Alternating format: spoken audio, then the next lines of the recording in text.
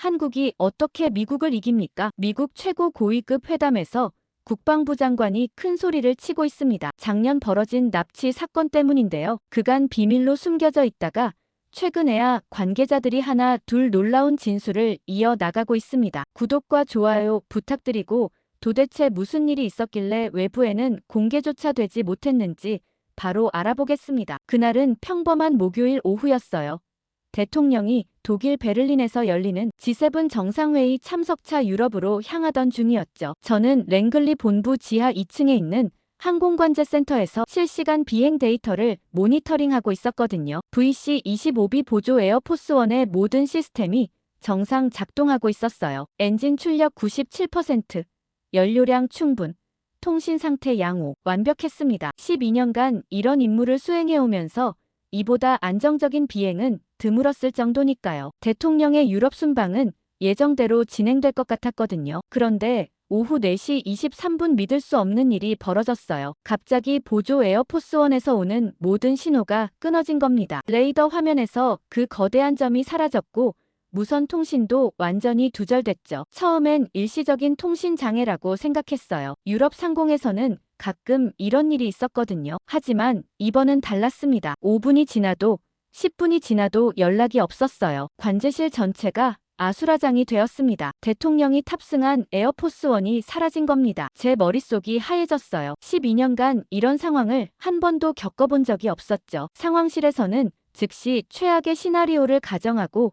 움직이기 시작했어요. 합참의장실에서는 데프콘 2단계 발령을 검토하기 시작했습니다. 국가비상사태 준비에 들어갔어요. 동료 분석관들의 얼굴이 점점 굳어지는 게 보였거든요. 미국 대통령이 탑승한 전용기가 완전히 침묵 상태에 빠진 거니까요. 저는 즉시 비상 프로토콜을 가동했죠. 주변 민간 항공기들에게 VC-25B 목격 여부를 확인하고 유럽 각국 관제탑에도 긴급 연락을 취했어요. 온 관제실이 전시 상황처럼 돌아가기 시작했습니다. 한참을 행방도 찾지 못하고 있을 때 독일 공군에서 연락이 왔어요. 독일 상공을 비행하던 루프트한자 여객기 조종사가 거대한 정부 전용기가 비상 착륙하는 모습을 목격했다고 보고한 겁니다. 위치는 독일 남부 뮌헨 외곽의 작은 군사기지였어요. 심장이 멎는 줄 알았죠. 독일 당국과 연락을 취한 결과 보조 에어포스원이 정말로 비상 착륙했다는 게 확인됐거든요. 그런데 그때 더 충격적인 사실이 밝혀졌어요. 탑승자 명단을 재확인한 결과 대통령이 아니라 퍼스트레이디가 탑승해 있었다는 겁니다. 알고 보니 출발 직전에 긴급한 국내 정치 일정으로 인해 대통령이 갑작스럽게 하차했던 거예요. 대신 퍼스트레이디가 독일 베를린 국제 여성 포럼 참석차 보조 에어포스원에 탑승하게 됐죠. 문제는 이런 막판 변경 사항이 우리 관제센터에 제대로 보고되지 않았다는 겁니다. 보안상의 이유로 탑승자 정보는 항상 비밀리에 처리되지만 이번엔 그 과정에서 뭔가 꼬인 것 같았어요. 출발 담당 부서와 관제센터 간의 정보 공유에 문제가 있었던 거죠. 그래서 저희는 여전히 대통령이 탑승한 것으로 알고 있었거든요. 간신히 연락이 닿은 톰 라이더 중령은 착륙 직후 모든 내부 시스템이 고장났다고 보고했습니다. 전력과 냉각 그리고 통신 시스템이 모두 먹통이 된 상태였다고 했어요. 더 심각한 건 기내 전자장비들에서 연기가 발생하기 시작했다는 거였거든요. 하지만 기체 외부에는 손상이 전혀 없었죠. 다행히 퍼스트레이디와 수행원들은 모두 무사했지만 보조 에어포스원은 완전히 무력화된 상태였어요. 모든 전자 시스템이 완전히 마비된 겁니다. 세계에서 두 번째로 안전하다는 그 전용기가 하늘에서 갑자기 멈춰버린 거죠. 백악관은 즉시 비상회의를 소집했어요. CIA 국방부와 함께 비상대책반이 구성됐습니다. 저는 현장 책임자로 긴급히 독일로 출발 명령을 받았거든요. 현장에서 직접 상황을 파악해야 했어요. 비행기 안에서도 계속 생각했죠. 도대체 무슨 일이 일어난 건지 이해할 수 없었어요. 보조 에어포스원에는 3중, 4중 안전장치가 있는데 어떻게 모든 시스템이 동시에 고장날 수 있었을까요? 더구나 외부 손상 없이 전자 시스템만 완전히 마비된다는 게 말이 되나요? 분명 뭔가 다른 요인이 작용했을 거라는 생각이 들었습니다. 일반적인 기계적 고장으로는 설명할 수 없는 패턴이었거든요. 이런 선택적인 시스템 마비는 외부의 의도적인 개입 없이는 불가능했어요. 독일에 도착하는 순간부터 심상치 않은 분위기가 느껴졌습니다. 미넨 외곽 군사기지 전체가 비상경계 상태였거든요. 활주로 곳곳에 무장한 경비병들이 배치되어 있었고 헬기들이 계속 뜨고 내렸죠. 그런데 정작 보조 에어포스원은 활주로 끝에 유령선처럼 조용히 서 있을 뿐이었어요. 평소라면 기체 곳곳에서 나오는 희미한 불빛들이 보여야 하는데 완전히 깜깜했습니다. 기지 사령관 한스 밀러 준장이 달려와 저를 맞았는데 얼굴이 창백했거든요. 30년 독일 공군 경력의 베테랑이 이렇게 당황하는 모습은 처음 봤죠. 밀러 준장은 떨리는 목소리로 상황을 설명했어요. 퍼스트레이디와 수행원들은 안전하게 대피했지만 보조 에어포스원 자체는 완전히 죽은 상태라고 했습니다. 현장으로 가면서 제일 먼저 느낀 건 소리의 부재였거든요. 평소 에어포스원 주변은 냉각팬과 전력 시스템 그리고 통신 장비들이 내는 낮은 윙윙거림으로 가득했죠. 그런데 지금은 정말 무덤같이 조용했어요. 마치 거대한 기계가 숨을 멈춘 것 같았습니다. 기장 톰 라이더 중령을 만났을 때 손이 미세하게 떨리고 있는 걸 봤거든요. 20년간 대통령 전용기를 조종해온 철갑 같은 군인이 이렇게 동요하다니 믿기 어려웠죠. 라이더 중령이 말하길 비행 중 갑자기 계기판 하나가 깜빡이기 시작했다고 했어요. 그 다음엔 2개, 3개씩 시스템이 하나씩 불이 꺼져갔다는 겁니다. 그러면서 조종석 뒤쪽에서 타는 냄새가 나기 시작했다고 하더라고요. 전기 타는 냄새가 아니라 뭔가 플라스틱이 녹는 듯한 역겨운 냄새였다고 했죠. 참담한 마음으로 기체 안으로 들어가는 순간 전율이 일었어요. 평소 웅장하게 울리던 환기 시스템 소리도 희미한 전자음도 아무것도 들리지 않았습니다. 손전등 불빛만이 암흑 속을 비췄거든요. 퍼스트레이디 집무실을 지나 통신실로 향했는데 모든 장비가 완전히 침묵 상태였죠. 주 전력실에 도착했을 때 저는 정말 숨이 막혔어요. 12년간 이런 시스템들을 다뤄왔지만 이런 참사는 본 적이 없었습니다. 메인 전력 모듈 여러 개가 말 그대로 녹아서 뒤틀어져 있었거든요. 마치 거대한 용광로에 들어갔다 나온 것처럼 회로 기판들이 변형되어 있었죠. 그런데 정말 기괴했던 건 손상 패턴이었어요. 어떤 장비는 완전히 녹아내렸는데 바로 30cm 옆에 있는 비슷한 장비는 멀쩡했습니다. 마치 누군가 정확히 골라서 파괴한 것 같았거든요. 논리적으로 도저히 설명이 안 되는 상황이었죠. 밤늦게까지 임시 조명을 설치하고 정밀 점검을 했지만 갈수록 암담했어요. 교체해야 할 핵심 부품들이 수십 개였고 이런 특수 군사 모듈들은 오직 미국 본토 특수시설에서만 제조되는 것들이었습니다. 최소 3주는 걸릴 상황이었거든요. 그런데 더 놀라운 발견이 있었죠. 손상된 회로들을 자세히 살펴보니 한국산 항공 안전제어 장치가 포함되어 있다는 걸 알게 된 거예요. 카이에서 제조한 특수 모듈이었습니다. 저도 처음 보는 정교한 시스템이었거든요. 이런 한국 기술이 미군 전용기에 들어가 있다는 것 자체가 신기했죠. 문제는 이 회로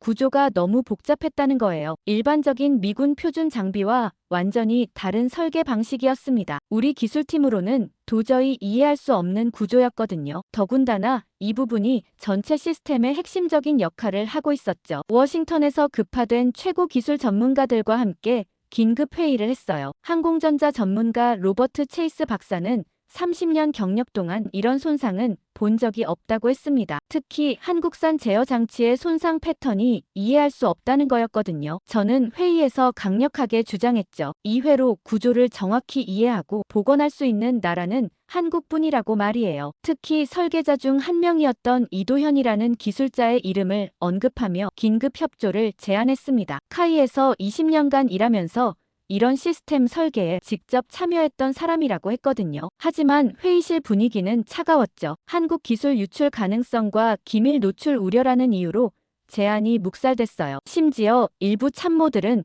한국이 이 사고와 관련이 있을 수도 있다는 의혹까지 제기했습니다. 한국이 이럴 필요가 없는데 고위 참모라는 사람들의 생각이 정말 답답했습니다. 결국 저는 혼자라도 사건의 실체를 파고들기로 결심했죠. 뭔가 숨겨진 진실이 있다는 직감이 들었어요. 이건 단순한 기술적 고장이 아니라는 게 분명했어요. 독일에 도착한 첫날 밤, 저는 거의 잠을 이루지 못했어요. 기체 내부를 처음 확인했을 때의 충격이 너무 컸거든요. 다음날 새벽부터 본격적인 손상 분석에 들어갔습니다. 워싱턴에서 급파된 최고 기술 전문가들과 함께 보조 에어포스 1을 완전히 해부하기 시작했어요. 가장 먼저 확인한 건 로키드 마틴 MK7 기반 보안 제어 체계였죠. 이 시스템은 통신과 항법 그리고 전자제어 장치를 통합 관리하는 핵심 부품이었어요. 그런데 이 모든 장비들이 특정 주파수에서 동시에 과열되어 손상된 흔적이 발견됐습니다. 어떤 회로는 완전히 녹아내렸는데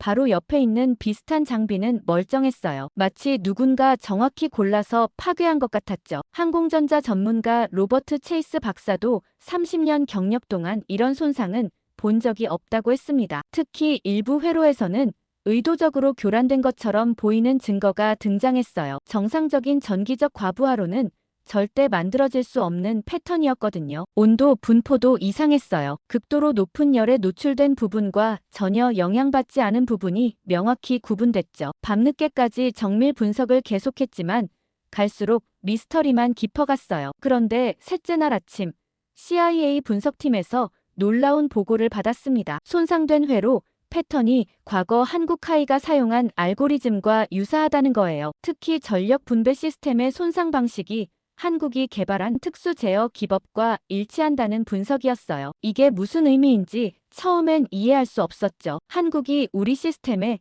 이런 알고리즘을 적용했다는 건지 아니면 다른 의미인지 모호했거든요. 하지만 회의실 분위기는 급격히 변했어요. 일부 고위 관리들 사이에서 한국 측에서 고의로 침투했을 가능성이라는 음모론이 확산되기 시작했습니다. 정말 믿기 어려운 추측이었지만 증거들이 그런 방향을 가리키고 있었어요. 정보국장 존 브레너가 직접 참석한 회의에서 더욱 충격적인 발언이 나왔어요. 한국이 이 기술을 악용했을 가능성도 배제 못한다는 거였죠. 최근 몇 년간 한국의 항공 기술이 급성장한 것도 어떻게 보면 미국 기술을 부정하게 습득한 결과일 수 있다는 의견이었어요. 저는 즉시 반박했습니다. 한국은 우리의 핵심 동맹국이고 이런 의혹을 제기하는 건 말이 안 된다고 했어요. 더군다나 증거라고 해봤자 회로 패턴의 유사성 뿐이었거든요. 그것만으로 한국을 의심한다는 건 너무 성급한 판단이었죠. 하지만 정보 고위층의 생각은 달랐어요. 브레너 국장은 한국과의 기술 협력 경로를 일시적으로 봉쇄하라고 지시했습니다. 만약 한국이 이 사건과 관련이 있다면 추가적인 정보 유출을 막아야 한다는 논리였어요. 저는 정말 답답했어요. 오히려 한국의 도움이 필요한 상황인데 의심부터 하고 있었거든요. 특히 손상된 회로 중 상당 부분이 한국 기술로 만들어진 걸 보면 한국 전문가들의 도움 없이는 정확한 분석이 어려웠어요. 그날 밤 저는 혼자 기체 안에 남아서 다시 한번 꼼꼼히 살펴봤어요. 뭔가 놓친 단서가 있을 것 같았거든요. 손전등 불빛 아래에서 회로 기판들을 들여다보니 미세한 흔적들이 보이기 시작했죠. 오히려 한국 기술을 모방한 누군가의 소행 같았습니다. 진짜 한국 기술자라면 절대 이런 조잡한 방식으로 시스템을 교란하지 않았을 거예요. 이건 한국 기술을 흉내낸 위장 공작이었거든요. 진짜 범인은 분명 따로 있을 거라 생각했어요. 한국을 의심하게 만들어서 우리의 시선을 다른 곳으로 돌리려는 의도가 분명했습니다. 하지만 이걸 어떻게 증명할지가 문제였어요. 다음 날 아침 저는 상부에 건의했어요. 외부의 신뢰보다 직접 확인이 필요하다고 말이에요. 한국을 의심하기보다는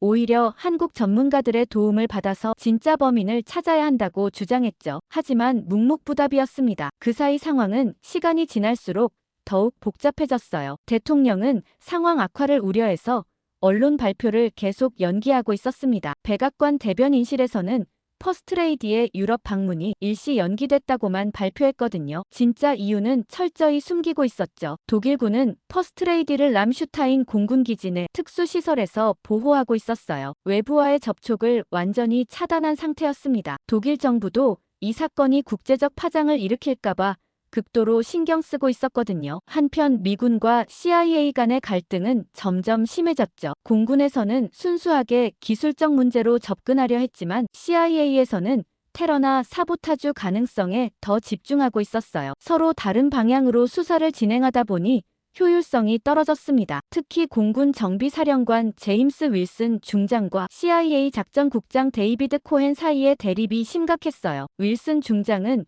기술적 해결책에 집중하자고 했지만 코헨 국장은 보안 위협 분석이 우선이라고 주장했거든요. 두 사람의 갈등으로 현장 분위기가 더욱 경직됐죠. 게다가 독일 정보당국도 독일 영토에서 미국 퍼스트레이디에게 이런 일이 벌어졌다는 사실 자체가 외교적으로 큰 부담이었습니다. 독일 정보부에서도 자체 조사팀을 구성해서 우리와 별도로 수사를 진행하고 있었습니다. BND 국장 브루노 칼은 이 사건이 독일의 안보 능력에 대한 의문을 제기할 수 있다며 극도로 예민하게 반응했어요. 독일 공군기지에서 이런 일이 벌어졌다는 사실만으로도 나토 내에서의 독일 위상이 흔들릴 수 있었거든요. 문제는 기술 복원이 전혀 진전되지 않고 있다는 거였어요. 미군 최고 기술팀이 투입됐지만 손상 원인조차 정확히 파악하지 못하고 있었죠. 특히 한국 기술이 포함된 부분은 아예 손댈 수 없는 상태였어요. 기술팀 교체도 여러 번 이뤄졌습니다. 로키드 마틴에서 파견된 전문가들이 와봤지만 그들도 고개를 저었어요. 보잉 항공우주 부문의 베테랑 엔지니어들도 마찬가지였죠. 이런 복합적인 손상은 처음 본다는 반응이었거든요. 그런데 가장 큰 문제는 시간이었죠. 퍼스트레이디가 독일에 무기한 체류할 수는 없는 노릇이었거든요. 이미 예정된 다른 외교 일정들이 모두 엉망이 되고 있었어요. 백악관에서는 하루가 멀다 하고 진전 상황을 독촉해왔습니다. 백악관 비서실장 론 클레인이 직접 독일로 전화를 걸어와서 압박했어요. 언제까지 이런 식으로 끌 거냐며 48시간 내에 해결책을 제시하라고 했거든요. 그런데 현실적으로 48시간 안에 뭔가 해결할 수 있는 상황이 아니었죠. 엎친 데 덮친 격으로 언론도 점점 의심스러워하고 있었어요. CNN에서는 퍼스트레이디의 행방에 대한 추측 기사를 내보내기 시작했습니다. 워싱턴 포스트도 백악관의 모호한 발표에 의문을 제기하고 있었거든요. 언제까지 진실을 숨길 수 있을지 장담할 수 없는 상황이었어요. 더 심각한 건 소셜미디어에서 각종 음모론이 퍼지기 시작했다는 거였죠. 퍼스트레이디가 납치됐다는 소문부터 시작해서 북한의 소행이라는 추측까지 난무했어요. 백악관에서는 이런 소문들을 차단하려고 노력했지만 한계가 있었습니다. 저는 그때 결심했어요. 공식적인 경로로는 해결이 안 된다는 걸 깨달았거든요. 상부에서는 한국에 대한 의심만 키우고 있었고 정작 필요한 기술 협력은 거부하고 있었죠. 이런 식으로는 영원히 해결할 수 없을 것 같았어요. 비공식 루트로 이도현에게 접근하기로 했습니다. 물론 상부의 허가 없이 하는 일이라 위험했지만 다른 선택지가 없었거든요. 한국 기술자의 도움 없이는 이 문제를 해결할 수 없다는 확신이 들었어요. 그날 밤 저는 큰 결심을 했어요. 상부의 허가 없이 기체 내부 손상 사진과 회로 분석 로그를 이도현에게 전송한 겁니다. 만약 이게 발각되면 제 경력은 끝장이었지만 다른 방법이 없었거든요. 암호화된 채널을 통해 총 47장의 상세 사진과 15개 시스템의 분석 데이터를 보냈어요. 이도현은 사진들을 본 후 즉시 회신이 왔는데 이건 단순한 기술적 고장이 아니라고 했어요. 특히 회로 손상 패턴이 매우 의도적이고 정교하다는 분석이었습니다. 마치 누군가 정확히 어느 부분을 파괴해야 전체 시스템이 마비되는지 알고 있었던 것 같다고 했거든요. 그러면서 2시간만 기다려달라고 했습니다. 그리고 2시간 만에 누구의 소행인지 밝혀냈습니다. 이도현은 이건 한국 기술을 흉내낸 공격이며 중국산 정전기 유도장치 회로의 특징과 일치한다는 거였습니다. 진짜 한국 기술자라면 절대 이런 조잡한 방식으로 시스템을 교란하지 않을 거라고 했어요. 오히려 한국 기술의 평판을 떨어뜨리려는 의도가 보인다는 분석이었죠. 저는 즉시 독일 내 중국 무역참사관 린웨이의 동향을 조사하기 시작했어요. 사건 발생 시점 전후의 활동 내역을 비공식적으로 추적해봤습니다. 다행히 독일 정보부의 개인적인 인맥이 있어서 도움을 받을 수 있었거든요. 조사 결과는 정말 놀라웠어요. 린웨이가 사건 발생 3일 전부터 평소와 다른 행동 패턴을 보였다는 겁니다. 특히 뮌헨 인근 지역을 여러 번 방문했고 일반적인 무역 업무와는 관련 없는 사람들과 접촉했다는 정보를 얻었어요. 더 의심스러운 건 사건 발생 당일 린웨이의 휴대폰이 완전히 꺼져 있었다는 거였죠. 이도현과의 추가 분석을 통해 더욱 구체적인 증거들을 확보했어요. 손상된 회로에서 발견된 특수 화학 물질이 중국에서만 생산되는 히토류 원소와 일치한다는 겁니다. 특히 이 물질은 정전기 유도 공격에 사용되는 핵심 성분이었거든요. 게다가 퍼스트레이디가 탑승한 보조 에어포스원이 독일 영공에 진입하는 시점과 린웨이의 특수 장비 반입 시기가 정확히 일치했습니다. 이건 우연의 일치로 보기에는 너무 정교했어요. 중국이 한국 기술로 위장한 사이버 공작을 벌였다는 정황이 점점 명확해졌죠. 목적은 퍼스트레이디를 납치하는 게 아니라 미국의 관세 협상을 유리하게 돌리려는 정치적 압박 수단이었던 것 같았어요. 퍼스트레이디를 독일의 발목 잡아두면서 미국 정부를 혼란에 빠뜨리려는 계획이었습니다. 더 교묘한 건 한국에 대한 의혹을 동시에 심어놓은 거였어요. 미국과 한국 사이의 기술 협력을 방해하면서 양국 간의 신뢰를 훼손시키려는 이중 목적이 있었던 겁니다. 만약 제가 이도현에게 직접 접촉하지 않았다면 이런 진실을 영원히 모를 뻔했어요. 심지어 이도현은 손상된 시스템 중 일부는 원격으로 조작된 흔적이 있다고 했어요. 특정 주파수의 전자기파를 받으면 자동으로 과부하가 걸리도록 미리 설정되어 있었던 거죠. 이건 내부자가 아니면 불가능한 일이었어요. 보조 에어포스원의 시스템에 접근해서 이런 트리거를 심어놓을 수 있는 사람은 극히 제한되어 있었거든요. 정비팀과 보안팀 또는 시스템 관리자 중 누군가가 중국과 내통하고 있었던 겁니다. 저는 이 정보를 가지고 상부에 보고해야 할지 고민했어요. 하지만 비공식적으로 얻은 정보라서 신뢰성의 의문을 제기받을 수 있었거든요. 더군다나 이도현과의 접촉 자체가 불법적인 정보 유출로 간주될 수 있었어요. 한참 이 사실을 밝힐지 고민하는 와중에 충격적인 일이 벌어졌습니다. 린웨이가 사건 발생 직후 갑자기 독일을 떠나 베이징으로 돌아갔다는 거예요. 공식적으로는 급한 업무상 출장이라고 했지만 타이밍이 너무 의심스러웠죠. 저는 이제 확신했어요. 중국이 배후에 있고 미국 내부에 린웨이와 내통하는 협조자가 있다는 걸 말이에요. 문제는 이걸 어떻게 증명하고 상부를 설득할 것인가였습니다. 이도현과의 비밀 협력이 계속되는 동안 공식적인 복구 작업은 완전히 막다른 길에 도달했어요. 미국 방산업체들이 차례로 복구 불가 선언을 했습니다. 록히드 마틴의 최고 기술 책임자 마크 존슨이 직접 현장에 와서 일주일간 분석한 후 내린 결론이었거든요. 존슨 CTO는 30년 항공우주 경력 동안 이런 방식의 시스템 파괴는 본 적이 없다고 했어요. 특히 한국 기술이 통합된 부분의 손상이 너무 정교해서 역설계조차 불가능하다는 판단이었죠. 이건 단순한 기술적 고장이 아니라 완전히 새로운 형태의 공격이라고 분석했습니다. 다급해진 국방부는 유럽과 이스라엘 전문가들까지 불러왔습니다. 하지만 그들도 크게 알아낸 건 없었죠. 가장 충격적이었던 건 이스라엘 반응이었어요. 이스라엘은 세계 최고 수준의 전자전 기술을 보유하고 있어서 이런 공격에 대한 경험이 풍부했거든요. 하지만 이스라엘 항공우주산업에서 온 전문가 레비조차 고개를 저었어요. 이런 선택적이고 정밀한 파괴는 이스라엘도 처음 본다는 거였죠. 레비는 특히 흥미로운 분석을 제시했어요. 이 공격이 특정 국가의 기술 시그니처를 가지고 있다는 겁니다. 하지만 그 시그니처가 여러 나라의 기술이 혼합된 형태라서 정확한 출처를 파악하기 어렵다고 했어요. 마치 의도적으로 추적을 어렵게 만든 것 같다는 분석이었습니다. 저는 이 상황을 이용해서 상부를 다시 설득하기로 했어요. 모든 서방 동맹국의 전문가들이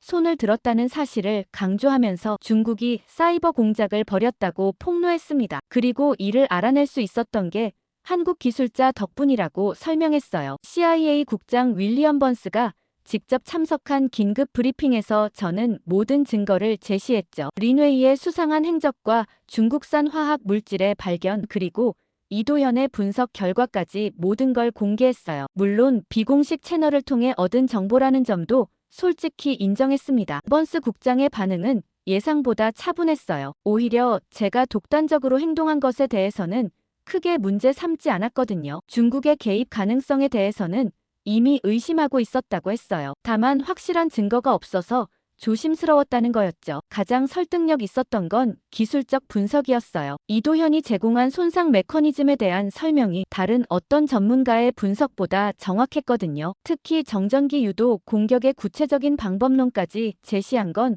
정말 놀라웠어요. 국방장관 로이드 오스틴도 화상으로 브리핑에 참석했어요. 오스틴 장관은 한국 기술자들의 현장 파견이 유일한 해결책이라는 제 주장에 동의했습니다. 다른 선택지가 없다는 게 명백했거든요. 하지만 여전히 반대 의견도 많았어요. 국가정보국장 에이브릴 헤인즈는 한국에 대한 기밀 노출 우려를 계속 제기했죠. 만약 한국 내부에도 중국 스파이가 있다면 더 큰 보안 위험을 초래할 수 있다는 논리였어요. 저는 그 우려도 이해한다고 했어요. 하지만 현재 상황에서는 위험을 감수하더라도 문제를 해결하는 게 우선이라고 주장했습니다. 퍼스트레이디가 독일에 계속 발목 잡혀 있는 것 자체가 더 큰 국가적 손실이라고 강조했거든요. 결정적인 순간은 대통령의 직접 지시였어요. 백악관에서 전화가 걸려와서 48시간 내에 해결책을 마련하라는 명령이 떨어진 겁니다. 더 이상 미룰 수 없는 상황이 됐어요. 언론에서도 점점 의심스러워하고 있었고 퍼스트레이디의 일정도 한계에 도달했거든요. 마지못해 백악관은 한국팀 파견을 승인했어요. 하지만 조건이 까다로웠습니다. 24시간 감시, 기밀구역 접근 제한, 모든 작업 과정 기록이라는 전제 하에서만 허용한다는 거였어요. 저는 즉시 이도현에게 연락했어요. 공식적인 요청이 나갈 예정이니 준비하라고 했습니다. 이도현은 이미 예상하고 있었다는 듯 침착했어요. 자신뿐만 아니라 필요한 전문가들도 함께 갈 수 있는지 물어보더라고요. 한국 정부의 반응도 신속했어요. 국방부와 카이에서 즉시 특별팀을 구성했습니다. 이도현을 팀장으로 해서 통신 암호 해독 전문가, 회로 최적화 전문가까지 포함된 5명의 소규모 팀이었어요. 가장 우려됐던 건 현장 분위기였어요. 미군과 CIA 직원들 사이에서는 여전히 한국에 대한 의심이 남아있었거든요. 한국 기술자들이 와서 정말 문제를 해결할 수 있을지, 아니면 또 다른 보안 위험을 초래할지 걱정하는 목소리가 많았어요. 하지만 선택의 여지가 없었어요. 시간은 흘러가고 있었고 다른 해결책은 없었습니다. 저는 한국팀이 도착하기 전에 현장 분위기를 조성하는 데 집중했어요. 최소한 협조적인 환경을 만들어야 했거든요. 한국 정부의 결정은 놀라울 정도로 빨랐어요. 공식 요청이 들어간 지 불과 12시간 만에 국방부 및 카이 소속 항공전자기술자 이도현을 팀장으로 하는 특별팀 파견이 확정됐습니다. 한국 측에서도 이 사안의 중요성을 충분히 인식하고 있었던 것 같았거든요. 한국팀이 독일에 도착한 건 그 다음날 새벽이었어요. 군용 수송기에서 내린 5명의 모습은 제가 상상했던 것과 많이 달랐습니다. 근육질의 터프한 기술자들을 기대했는데 실제로는 차분하고 지적인 인상의 중년 남성들이었습니다. 특히 팀장 이도현은 마치 대학 교수 같은 인상이었어요. 키가 그리 크지 않고 안경을 쓴 모습이 전형적인 한국의 기술자였죠. 하지만 장비를 내리는 모습을 보면서 뭔가 다르다는 걸 느꼈어요. 모든 동작이 정확하고 체계적이더라고요. 가장 인상적이었던 건 그들이 가져온 도구들이었어요. 최신식 디지털 장비가 아니라 오래되어 보이지만 정성스럽게 관리된 아날로그 측정 도구들이 대부분이었습니다. 특히 이도현이 직접 개조한 것 같은 특수 계측기들이 눈에 띄었어요. 그걸 보고 대부분의 미국 기술자들은 코웃음을 치며 무시했죠. 제대로 된 인사도 하지 않고 그냥 들어가 버린 사람도 있었습니다. 첫 만남에서 이도현은 유창한 영어로 인사했어요. 보안이든 능력이든 걱정되는 건 이해한다면서 필요하다면 모든 작업 과정을 녹화해도 상관없다고 했습니다. 기밀 부분은 절대 건드리지 않겠다는 약속도 했거든요. 하지만 현장 분위기는 여전히 차가웠어요. 특히 젊은 미군 장교들 사이에서는 한국이 우리 기술을 훔치려는 것 아니냐는 의혹이 계속 제기됐죠. 최근 몇 년간 한국의 항공 기술이 급성장한 것도 어떻게 보면 미국 기술을 벤치마킹한 결과 아니냐는 시각이었어요. CIA 현장 책임자 마이클 데이비스는 더욱 노골적으로 불신을 드러냈어요. 한국팀의 모든 행동을 감시하겠다고 공언했습니다. 심지어 화장실 갈 때도 감시관이 따라붙는다고 했거든요. 정말 과도한 조치였지만 어쩔 수 없었어요. 이도현과 저의 첫 대면은 묘한 분위기였어요. 이미 비공식적으로 여러 번 소통했지만 실제로 마주하니 감회가 새로웠거든요. 이도현은 제게 조용히 말했어요. 사진으로 본 것보다 실제 손상이 더 심각하다고요. 저는 이도현을 믿었지만 주변의 의심은 여전했어요. 특히 공군 정비사령관 윌슨 중장은 한국팀의 실력을 의심하고 있었거든요. 도면 하나 없이 이런 복잡한 시스템을 수리할 수 있다는 게 믿어지지 않는다는 반응이었어요. 서로 견제하면서도 실력은 인정할 수밖에 없는 상황이 계속됐어요. 이도현 팀이 첫날 예비 점검을 하는 모습을 보니 정말 다른 차원이었거든요. 미국 전문가들이 일주일 동안 찾지 못한 숨겨진 손상 부위를 불과 몇 시간 만에 발견해냈어요. 특히 특별팀 박정민의 통신 시스템 분석 능력은 정말 놀라웠어요. 복잡하게 얽힌 케이블들 사이에서 손상된 부분을 찾아내는 모습이 마치 예술 같았습니다. 김수현의 전자전 대응 분석도 마찬가지였거든요. 미국 전문가들도 혀를 내두를 정도였어요. 심지어 암호화 시스템 분석은 더욱 놀라웠어요. 손상된 보안 모듈을 보더니 즉시 어떤 방식의 공격이었는지 파악했습니다. 심지어 공격에 사용된 알고리즘의 특징까지 설명해줬거든요. 이건 미국 전문가들도 못한 일이었어요. 그날 저녁 첫 번째 브리핑에서 이도현은 충격적인 분석 결과를 발표했어요. 이 공격이 외부 전자기파 트리거에 의해 마비된 것이라는 확실한 증거를 제시한 겁니다. 더 놀라운 건 그 트리거가 특정 주파수로 설정되어 있었다는 거였어요. 이도현의 설명에 따르면 보조 에어포스1이 독일 영공에 진입하는 순간 미리 설정된 전자기파가 발사됐고, 그것이 기체 내부의 특수 장치를 활성화시켜서 연쇄적인 시스템 마비를 일으켰다는 거였어요. 정말 정교한 계획이었죠. 가장 중요한 발견은 내부 협조자의 존재였어요. 이런 정밀한 공격을 하려면 보조 에어포스1의 정확한 시스템 구조와 비행 경로를 알아야 했거든요. 그런 정보에 접근할 수 있는 사람은 극히 제한되어 있었어요. 회의실 분위기가 급격히 변했어요. 처음에는 한국팀을 의심하던 사람들도 이제는 그들의 분석에 귀를 기울이기 시작했습니다. 특히 이도현의 논리적이고 체계적인 설명 방식이 모든 사람을 설득시켰거든요. 한국 기술팀의 본격적인 정밀 진단이 시작된 건 도착 다음 날부터였어요. 독일군과 CIA의 감시하에 수리가 진행됐는데 정말 긴장과 신뢰 감시와 협력의 이중 구조였습니다. 한쪽에서는 모든 작업을 녹화하고 있었고, 다른 한쪽에서는 실시간으로 기술적 지원을 하고 있었거든요. 이도현 팀의 작업 방식은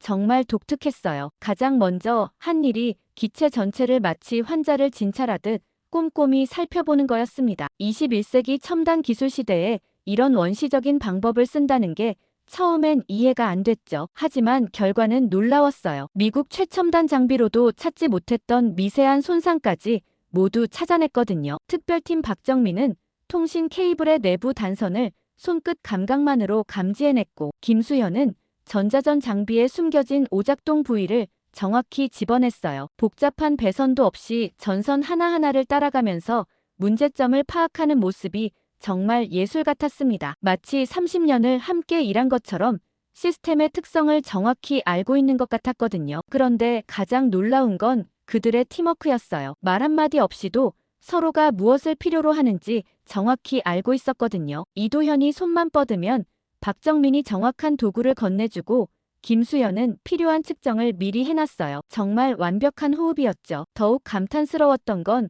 그들이 찾아낸 숨겨진 증거들이었어요. 겉보기엔 멀쩡해 보이는 케이블 내부의 인위적 손상, 정상 작동하는 것처럼 보이는 센서에 조작된 오차값까지 모든 걸 파악했습니다. 이건 범인이 얼마나 치밀하게 계획했는지를 보여주는 증거였거든요. 감시하던 CIA 요원들도 점점 경계를 늦추기 시작했어요. 한국팀이 정말로 문제 해결에만 집중하고 있다는 게 명백했거든요. 심지어 데이비스 요원도 그들의 실력을 인정하지 않을 수 없었어요. 이도현은 핵심 회로가 외부 전자파 트리거에 의해 마비된 것임을 더욱 구체적으로 밝혀냈어요. 특히 트리거 신호의 주파수와 강도까지 정확히 분석해냈습니다. 이건 공격자가 사용한 장비의 특성을 역추적할 수 있는 중요한 단서였거든요. 더 충격적인 발견은 공격 시점의 정확성이었어요. 보조 에어포스1이 독일 영공에 진입하는 순간을 정확히 노려서 전자기파가 발사됐다는 겁니다. 이런 정밀함은 내부 정보 없이는 불가능했어요. 그들이 복원한 로그 파일에서 결정적인 증거가 나왔어요. 공격 직전에 기체 내부에서 특정 신호가 발신됐다는 기록이었습니다. 마치 외부 공격자에게 정확한 타이밍을 알려주는 비콘 역할을 한 것 같았거든요. 이 신호는 보조 에어포스1의 보안 시스템에 접근 권한이 있는 사람만이 보낼 수 있는 거였어요. 즉, 내부 협조자가 분명히 존재한다는 확실한 증거였습니다. 회의실 분위기가 급격히 무거워졌어요. 가장 의심스러운 건 신호 발신 시점이었어요. 퍼스트레이디가 마지막 순간에 탑승하게 된 것을 고려하면 내부 협조자는 승객 변경 사실을 실시간으로 알고 있었다는 겁니다. 이런 정보에 접근할 수 있는 사람은 정말 제한적이었거든요. 이도현 팀은 더 나아가 공격에 사용된 전자기파 장비의 출처까지 추적했어요. 주파수 패턴과 신호 특성을 분석한 결과 중국에서 개발된 특수 장비일 가능성이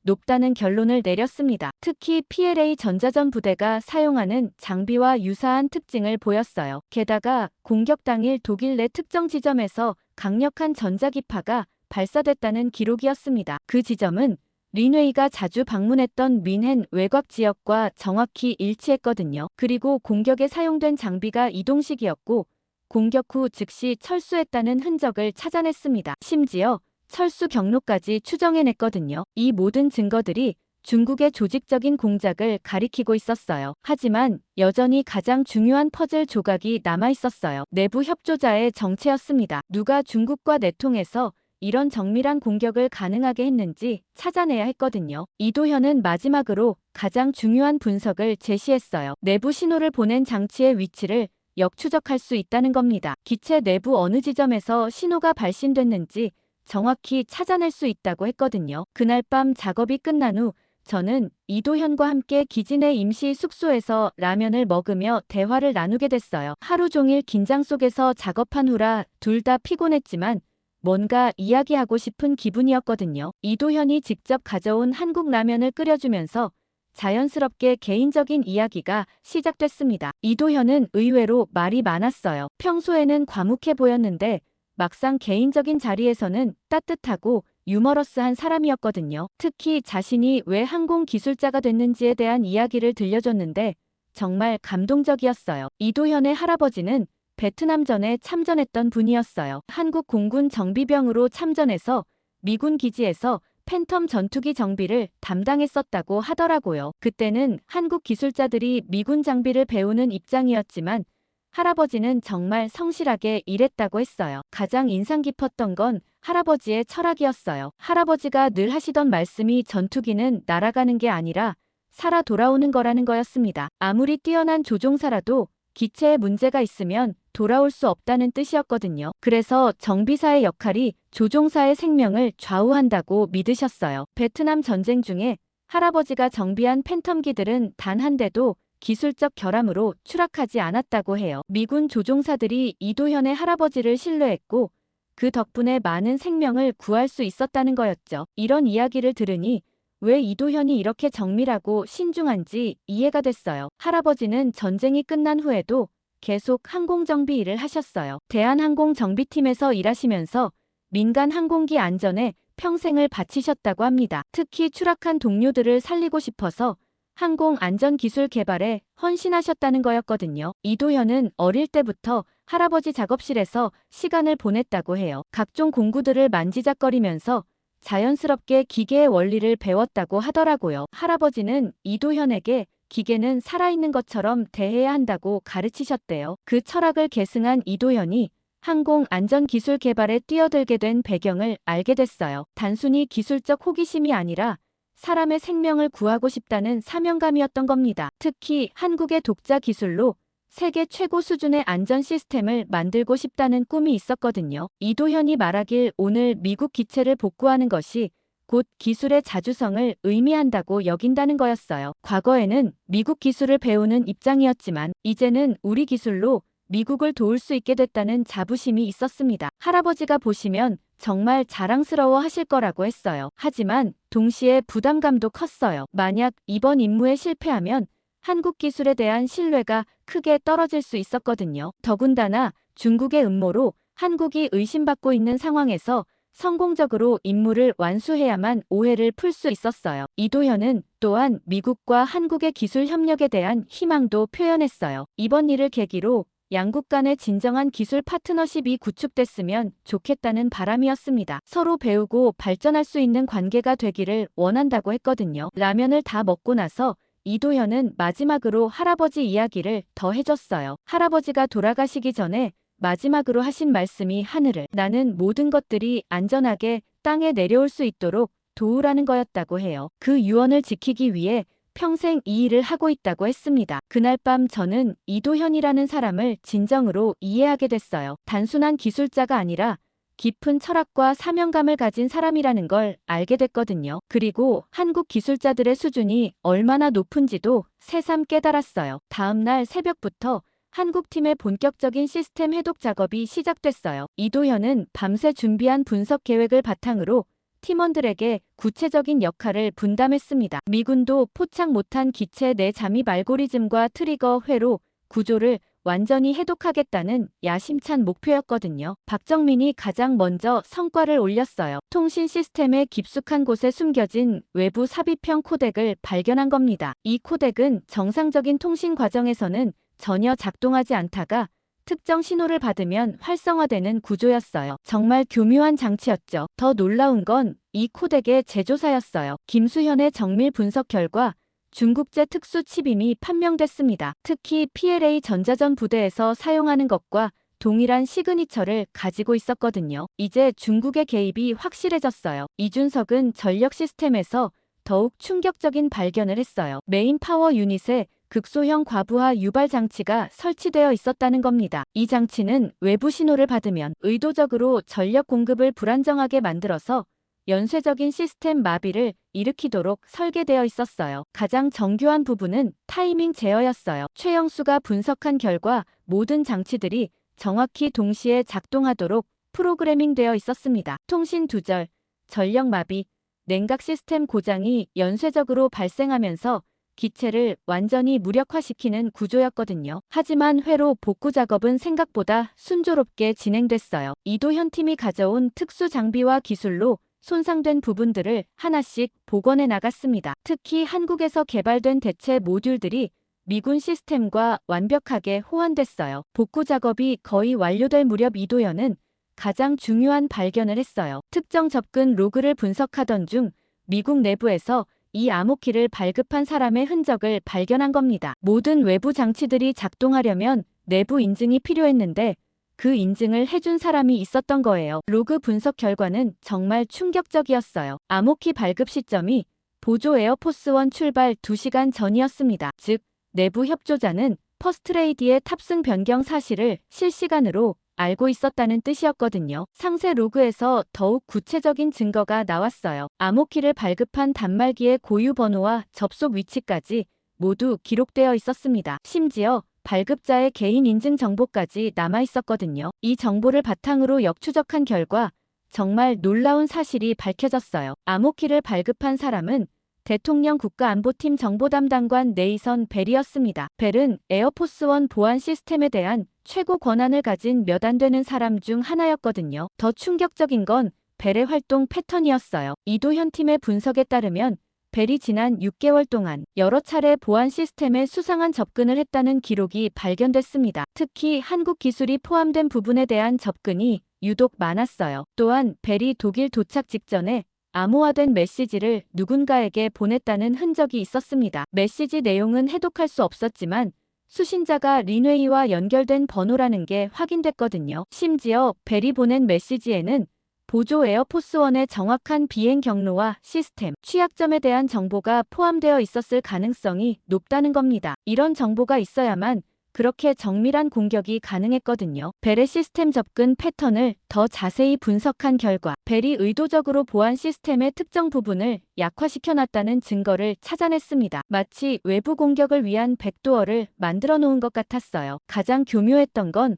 벨의 위장 공작이었어요. 모든 공격이 한국 기술의 취약점을 이용한 것처럼 보이게 만들어서 한국에 대한 의혹을 증폭시키려 했던 겁니다. 만약 이도현 팀이 오지 않았다면 영원히 한국이 의심받았을 거예요. 모든 퍼즐 조각이 맞춰지기 시작했어요. 중국이 미국 내부의 협조자를 통해 정밀한 사이버 공작을 벌였고 동시에 한국에 대한 의혹을 심어서 미한 관계를 이간질하려 했던 겁니다. 정말 치밀한 계획이었죠. 이도현은 모든 증거를 정리해서 최종 보고서를 작성했어요. 기술적 분석부터 정치적 배경까지 모든 걸 체계적으로 정리한 완벽한 보고서였습니다. 이제 벨을 체포할 수 있는 확실한 증거가 마련됐거든요. 무엇보다 그 사이에 기체 복구가 완료되었습니다. 퍼스트레이디가 드디어 안전하게 귀국할 수 있게 된 거죠. 이도현과 저는 기체 복구 완료를 확인한 후 즉시 긴급 브리핑을 요청했어요. 퍼스트레이디 귀환을 앞두고 네이선 벨에 대한 결정적 증거를 공개해야 했습니다. 사이버 사령부와의 협조를 통해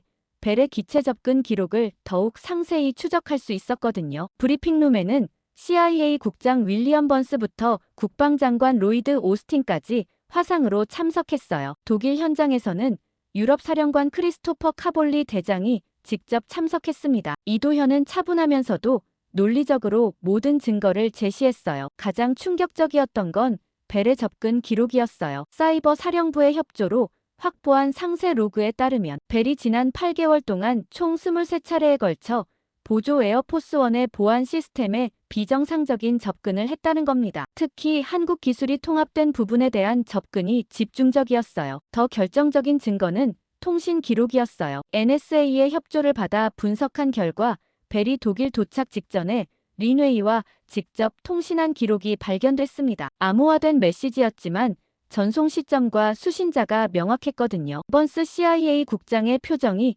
점점 굳어지는 게 보였어요. 미국 정부 고위직이 외국 세력과 내통했다는 사실 자체가 충격적이었거든요. 더군다나 퍼스트레이디의 안전을 위험에 빠뜨렸다는 건 용납할 수 없는 일이었어요. 카볼리 사령관은 즉시 벨의 위치 확인을 지시했어요. 다행히 벨은 아직 독일에 있었습니다. 퍼스트레이디 경호 업무를 명목으로 람슈타인 기지에 머물고 있었거든요. 아마 상황을 지켜보고 있었던 것 같았어요. 가장 놀라운 건 벨의 동기였어요. 이도현 팀의 분석에 따르면 벨이 중국으로부터 상당한 금전적 대가를 받았을 가능성이 높다는 겁니다. 특히 그의 개인 계좌에 출처 불명의 자금이 여러 차례 입금된 기록이 있었어요. 하지만 더 심각한 건 정치적 목적이었어요. 중국이 단순히 퍼스트레이디를 위험에 빠뜨리려 한 게 아니라 한미 관계를 이간질시키려 했던 겁니다. 한국 기술에 대한 의혹을 심어서 양국 간의 기술 협력을 방해하려는 장기적 전략이었거든요. 오스틴 국방장관은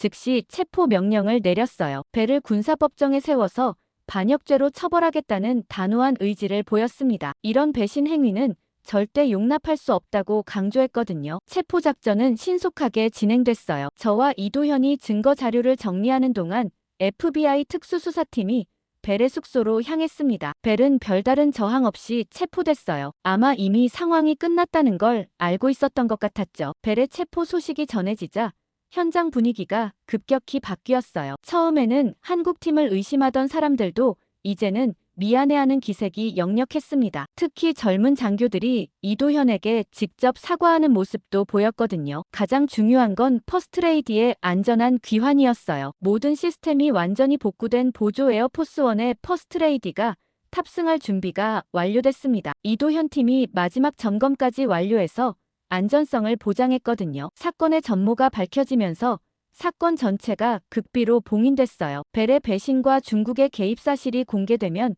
외교적 파장이 클 수 있었거든요. 공식적으로는 단순한 기술적 문제로 처리하기로 했어요. 하지만 내부적으로는 큰 변화가 있었어요. 한국에 대한 의혹이 완전히 해소됐고 오히려 한국 기술자들의 능력이 높이 평가받게 됐습니다. 이도현 팀이 없었다면 진실을 영원히 모를 뻔했거든요. 번스 국장은 개인적으로 이도현에게 감사 인사를 전했어요. 한국의 도움 없이는 이 문제를 해결할 수 없었을 거라고 솔직히 인정했습니다. 미국 정부의 공식적인 감사 표현이기도 했거든요. 벨에 대한 조사는 계속 진행됐어요. 그가 중국과 언제부터 접촉했는지, 또 다른 협조자는 없는지 철저히 파헤치기로 했습니다. 이런 배신이 재발하지 않도록 보안 시스템도 전면 점검하기로 했어요. 린웨이는 이미 중국으로 도피한 상태였어요. 독일 당국이 추적했지만 이미 베이징에 도착한 후였습니다. 중국 정부는 당연히 모든 관련성을 부인했지만 증거는 명확했거든요. 가장 안타까운 건 이 모든 진실이 공개되지 못한다는 거였어요. 한국팀의 뛰어난 활약도 세상에 알려지지 못했습니다. 하지만 적어도 미국 정부 내부에서는 한국에 대한 신뢰가 크게 높아졌어요. 퍼스트레이디의 귀환 당일 새벽 람슈타인 기지는 완전히 다른 분위기였어요. 일주일 전의 긴장감과 혼란은 사라지고 차분하면서도 안도감이 가득한 공기가 흘렸습니다. 보조 에어포스원은 활주로에서 조용히 시동을 걸고 있었고 모든 시스템이 정상 작동하고 있었거든요. 이도현과 저는 마지막 기체 점검을 함께 하고 있었어요. 한국팀이 복구한 모든 부분을 하나씩 재확인하면서 완벽한 상태임을 최종 점검했습니다. 통신 시스템, 전력 공급 장치, 냉각 시스템, 항법 장비까지 모든 게 원래보다 더 안정적으로 작동하고 있었거든요. 퍼스트레이디가 기체에 탑승하는 순간 정말 감격스러웠어요. 일주일 동안 독일에 발목 잡혀있던 분이 드디어 자유롭게 본국으로 돌아가는 거였습니다. 수행원들의 표정에서도 안도감이 역력했어요. 모두들 이 악몽 같은 일주일이 끝났다는 걸 실감하고 있었죠. 기장 톰 라이더 중령은 이도현에게 직접 감사 인사를 전했어요. 자신이 20년간 조종해온 항공기 중에서 이렇게 완벽하게 복구된 기체는 처음이라고 했습니다. 특히 한국팀이 추가로 설치한 안전장치들이 인상적이라고 평가했거든요. 대통령은 직접 언급하지는 않았지만 내부 브리핑에서 기술 협력의 승리라고 언급했어요. 백악관 관계자들을 통해 전해들은 바로는 이번 사건을 계기로 한국과의 기술 동맹을 더욱 강화하라는 지시가 내려왔다고 했습니다. 보조 에어포스원이 이륙하는 순간 저와 이도현은 나란히 서서 하늘을 바라봤어요. 저는 정말 많은 걸 배웠습니다. 기술적인 부분뿐만 아니라 진정한 협력이 무엇인지도 깨달았거든요. 처음에는 의심했던 한국 기술자들이 결국 모든 문제를 해결해 준 거였어요. 이도현도 감회가 새로운 것 같았어요. 자신들의 기술로 미국을 도울 수 있었다는 자부심과 동시에 큰 책임감을 느끼고 있다고 했습니다. 특히 할아버지의 유산을 잘 이어받았다는 생각이 든다고 하더라고요. 미국 언론은 일부만 보도했어요. 퍼스트레이디가 독일에서 일시적인 기술적 문제로 지연됐다가 안전하게 귀국했다는 간단한 발표뿐이었습니다. 진짜 진실은 완전히 묻혀버렸죠. 중국의 개입이나 내부 배신자의 존재는 전혀 공개되지 않았어요. 하지만 정부 내부에서는 이번 사건이 큰 교훈이 됐어요. 보안 시스템의 취약점이 드러났고 내부 감시 체계도 전면 재점검하기로 했습니다. 특히 외국 세력의 침투에 대한 경계가 한층 강화됐거든요. 네이선 벨에 대한 후속 조사에서 더 많은 사실들이 밝혀졌어요. 그가 중국으로부터 받은 금액이 생각보다 훨씬 컸고 접촉 기간도 2년 이상이었다는 게 확인됐습니다. 다행히 다른 협조자는 없었던 것으로 판명됐어요. 린웨이는 중국으로 도피한 후 완전히 자취를 감췄어요. 중국 정부는 당연히 모든 관련성을 부인했지만 독일과 미국 정부는 확실한 증거를 확보하고 있었습니다. 이 사건은 향후 중국과의 외교 관계에서 중요한 카드로 활용될 예정이었어요. 가장 의미 있었던 건 한국에 대한 인식 변화였어요. 정부 고위층에서는 한국을 단순한 동맹국이 아니라 진정한 기술 파트너로 인식하기 시작했습니다. 이번 사건이 없었다면 불가능했을 변화였거든요. 이도현 팀은 귀국 준비를 하면서도 마지막까지 기술 자료를 정리해줬어요. 미국 측에서 요청한 보안 강화 방안과 시스템 개선 제안서까지 작성해서 남겨뒀습니다. 정말 마지막까지 성의를 다하는 모습이었어요. 저는 이도현과 마지막 대화를 나누면서 정말 많은 걸 느꼈어요. 국가나 민족을 떠나서 순수하게 기술적 문제 해결에 집중하는 그의 모습에서 진정한 전문가 정신을 봤습니다. 그리고 그런 사람들이 있기 때문에 세상이 더 안전해진다는 걸 깨달았어요. 한국팀이 떠나는 날 람슈타인 기지에 많은 사람들이 배웅을 나왔어요. 처음에는 의심의 눈초리로 바라봤던 사람들이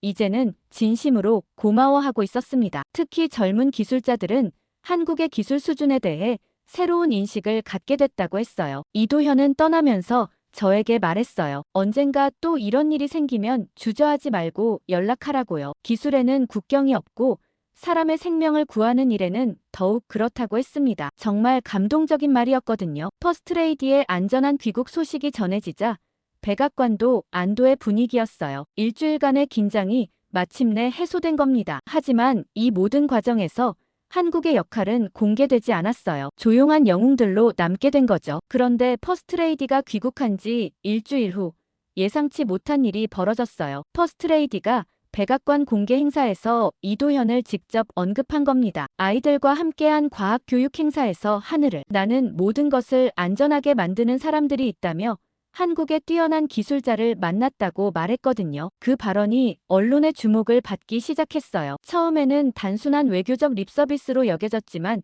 외신들이 관심을 보이기 시작했습니다. 특히 한국 언론에서 퍼스트레이디가 언급한 기술자가 누구인지 추적 보도를 시작했어요. BBC에서는 독일에서 벌어진 미국 정부 전용기 사건과 한국 기술자의 연관성에 대한 심층 보도를 내보냈어요. 비록 구체적인 내용은 공개되지 않았지만 한국의 항공기술 수준에 대한 재평가가 시작됐습니다. CNN과 로이터도 비슷한 관점의 기사들을 연이어 보도했거든요. 이런 보도들이 미국 내부에서 기술 독립과 의존에 대한 논쟁을 다시 점화시켰어요. 일부 강경파들은 우리가 동맹에 의존할 정도로 무력해졌느냐며 반발했습니다. 특히 하원 군사위원회에서는 이번 사건에 대한 비공개 청문회를 요구하기 시작했어요. 하지만 실제 현장에 있었던 사람들의 반응은 달랐어요. 저는 상사와의 내부 회의에서 조용히 말했습니다. 이 기술이 없었으면 우린 아무것도 못했을 거라고요. 한국팀의 도움 없이는 지금도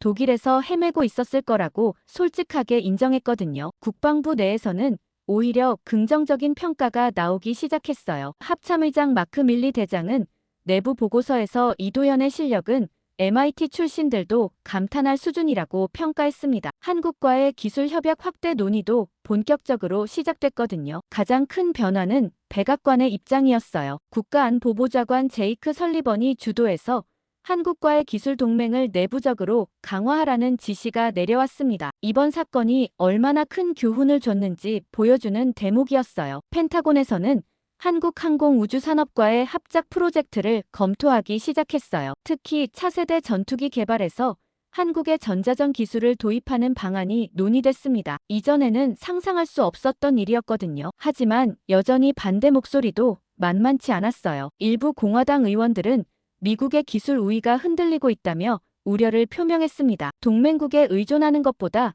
자체 기술력 강화에 집중해야 한다는 주장이었어요. 록히드 마틴과 보잉 같은 방산업체들의 반응도 복잡했어요. 한편으로는 한국 기술의 우수성을 인정하면서도 다른 한편으로는 자신들의 기술 독점이 위협받을 수 있다는 우려를 보였습니다. 경쟁과 협력의 미묘한 균형점을 찾아야 하는 상황이었거든요. 학계에서는 한국의 기술 교육 시스템에 대한 연구가 활발해졌어요. MIT와 스탠포드에서 한국의 공학 교육 방식을 분석하는 프로젝트를 시작했습니다. 특히 이론과 실무를 결합한 한국식 접근법이 주목받기 시작했거든요. 언론에서는 여전히 구체적인 사실을 보도하지 못했지만 분위기는 확실히 변했어요. 워싱턴 포스트는 한국이 미국의 중요한 기술 파트너로 부상하고 있다는 분석 기사를 실었습니다. 뉴욕타임스도 아시아 동맹국들의 기술력 향상에 대한 긍정적인 시각의 기사를 보도했어요. 가장 의미 있었던 건 젊은 세대의 반응이었어요. 미국의 공학도들 사이에서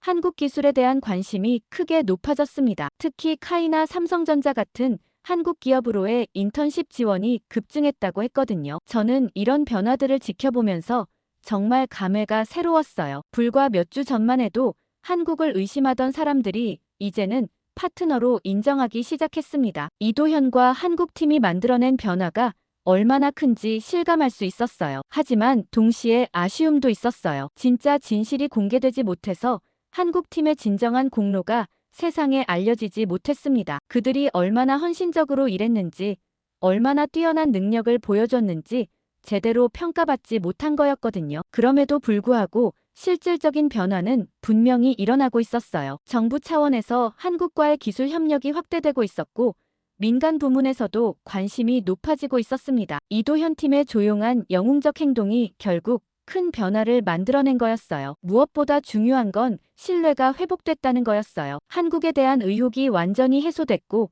오히려 더 깊은 신뢰관계가 구축됐습니다. 이번 위기가 오히려 양국 관계를 한 단계 발전시키는 계기가 된 거죠. 이도현이 한국으로 돌아간 지 한 달이 지났을 때 미국 정보기관의 정식 감사 절차가 시작됐어요. FBI와 CIA 합동으로 이번 사건에 대한 전면적인 검토가 이뤄졌습니다. 물론 이도현과 한국팀에 대한 조사도 포함됐지만 이는 순전히 형식적인 절차였거든요. 감사 결과는 예상대로 나왔어요. 한국팀의 모든 활동이 순수하게 기술적 문제 해결에 집중됐다는 게 확인됐습니다. 오히려 그들이 없었다면 진실을 밝혀낼 수 없었을 거라는 평가가 나왔어요. 하지만 모든 공로는 여전히 비공식 협력으로 남을 수밖에 없었죠. 가장 안타까웠던 건 이도현에 대한 공식적인 포상이 불가능했다는 거예요. 사건 자체가 극비로 분류되어 있어서 공개적인 인정을 할 수 없었습니다. 대신 CIA 국장 번스가 개인적으로 감사 편지를 보냈지만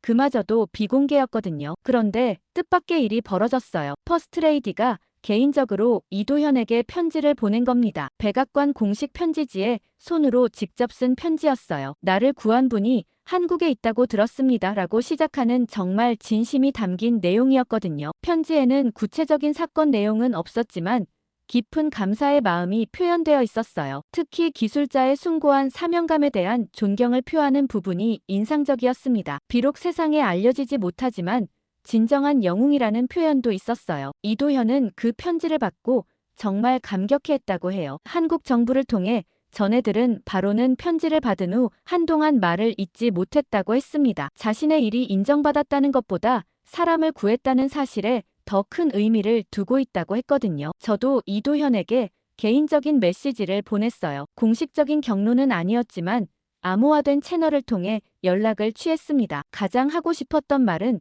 다음에도 하늘이 멈추면 당신에게 연락할 거라는 거였어요. 이도현의 답장은 정말 인상적이었어요. 기술에는 국경이 없고 사람의 생명을 구하는 일에는 더욱 그렇다고 했습니다. 언제든 도움이 필요하면 주저하지 말라는 따뜻한 메시지였거든요. 이런 사람이 있기 때문에 세상이 더 안전해진다는 생각이 들었어요. 한국 정부 차원에서도 조용한 변화가 있었어요. 국방부에서는 이도현 팀의 활약을 내부적으로 높이 평가했다고 했습니다. 특히 미국과의 기술 협력에서 한국이 주도적인 역할을 할 수 있다는 자신감을 얻었다고 했어요. 가장 의미 있었던 건 한미 기술 협력의 새로운 장이 열렸다는 거예요. 국방부 차원에서 한국과의 기술 교류를 확대하는 방안이 구체적으로 논의되기 시작했습니다. 특히 차세대 항공기 개발에서 한국의 참여 비중이 크게 높아질 예정이었어요. 하지만 여전히 아쉬운 부분이 많았어요. 이도현과 한국팀의 진정한 활약이 세상에 알려지지 못했다는 겁니다. 그들이 보여준 뛰어난 기술력과 헌신적인 자세가 제대로 평가받지 못한 거였어요. 네이선 벨에 대한 재판은 비공개로 진행됐어요. 군사법정에서 반역죄로 기소되어 20년형을 선고받았습니다. 하지만 재판 과정도 언론에 공개되지 않아서 사건의 전모는 여전히 비밀로 남았어요. 중국과의 외교적 갈등은 수면 아래에서 지속됐어요. 공개적으로는 아무 일도 없었던 것처럼 지나갔지만 양국 간의 신뢰는 크게 손상됐습니다. 특히 기술 협력 분야에서는 더욱 엄격한 감시가 이루어지게 됐어요. 저는 이 모든 과정을 지켜보면서 정말 많은 걸 배웠어요. 진정한 전문가는 화려한 무대가 아니라 조용한 곳에서 묵묵히 자신의 역할을 다하는 사람이라는 걸 깨달았습니다. 이도현과 한국팀이 바로 그런 사람들이었거든요. 가장 중요한 건 신뢰의 힘이었어요. 처음에는 서로를 의심했지만 결국 진정한 협력을 통해 문제를 해결할 수 있었습니다. 이런 경험이 앞으로의 미한 관계에도 큰 자산이 될 거라고 확신했어요. 몇 달 후 저는 공식적으로 이도현 팀에 대한 감사 편지를 국무부를 통해 전달했어요. 비록 공개되지는 않았지만 공식 기록으로 남겨놓고 싶었거든요. 역사는 언젠가 그들의 진정한 가치를 인정하게 될 거라고 믿었어요.